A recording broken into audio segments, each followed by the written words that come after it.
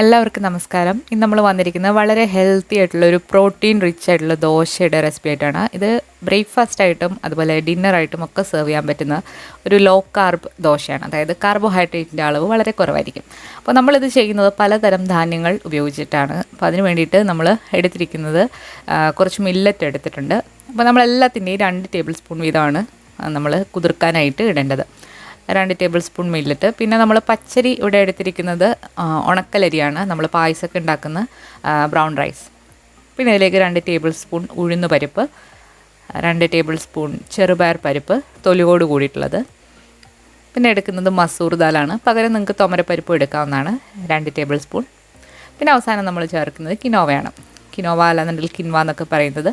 അപ്പോൾ ഇതിനെക്കുറിച്ച് നമ്മൾ വിശദമായിട്ടുള്ളൊരു വീഡിയോ മുൻപ് അപ്ലോഡ് ചെയ്തിട്ടുണ്ട്. ലിങ്ക് ഞാൻ ഡിസ്ക്രിപ്ഷൻ ബോക്സിൽ കൊടുക്കാം. പിന്നെ 1 ടീസ്പൂൺ ഉലുവയും കൂടി ചേർത്തിട്ട് കുറച്ച് വെള്ളം ഒഴിച്ചിട്ട് 2 വെള്ളത്തിൽ നന്നായിട്ടൊന്ന് കഴുകി എടുക്കണം. നന്നായിട്ട് കഴുകി എടുത്തിട്ട് വേണം ഇത് കുതിർക്കാനായിട്ട് ഇടാനായിട്ട്.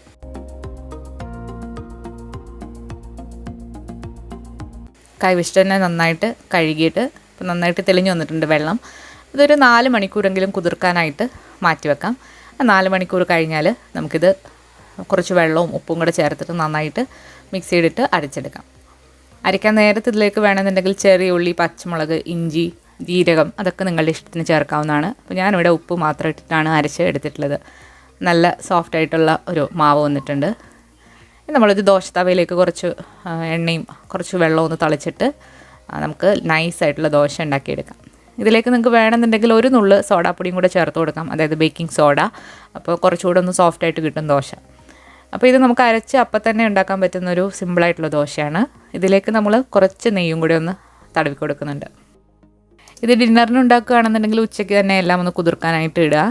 രാവിലെയാണ് ഉണ്ടാക്കുന്നതെന്നുണ്ടെങ്കിൽ തലേദിവസം തന്നെ കുതിർക്കാനായിട്ട് ഇട്ടാൽ മതി. അപ്പോൾ നല്ല ടേസ്റ്റി ആയിട്ടുള്ള ദോശയാണ്. ഇത് കുട്ടികൾക്കും ഒക്കെ കൊടുക്കാൻ പറ്റുന്ന നല്ല ഹെൽത്തിയും അതുപോലെ ടേസ്റ്റിയുമായിട്ടുള്ള ദോശയാണ്. ഇതിൻ്റെ കൂടെ നമുക്ക് സാമ്പാർ കഴിക്കാം, അതുപോലെ തന്നെ എന്ത് കറി വേണമെങ്കിലും എടുക്കാം. സാമ്പാർ കഴിക്കുമ്പോൾ ഒരുപാട് പരിപ്പ് എടുക്കാതെ പച്ചക്കറി കൂടുതലായിട്ട് എടുക്കാം.